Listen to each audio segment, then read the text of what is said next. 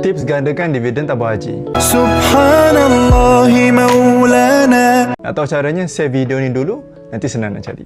Okey, jom saya kongsikan. Tahniah semua pendeposit tabung haji sebab dah terima dividen sebanyak 3.5%. Okey tak dividen banyak ni? Okey sangat, daripada kita melabur dalam skim yang cepat kaya yang menjanjikan keuntungan yang sementara. Memang itulah pesanan guru emas saya, Tuan Muhammad Zulkifli Syafiee. Kalau tak tahu duit yang banyak tu nak melabur kat mana, simpan je dekat ASB ataupun tabung haji. Tapi kejap, simpanan dalam ASB dan tabung haji adalah sangat sesuai untuk jangka masa pendek, 2 tahun dan ke bawah. Kalau 2 tahun dan ke atas, nak simpan kat mana? Nak mudah, simpan je dalam bentuk emas ni. Emas ni tak perlu kita pening kepala untuk monitor harga setiap hari. Sebab boleh dikatakan confirm 5 tahun akan datang, 10 tahun akan datang, confirm harga emas akan naik.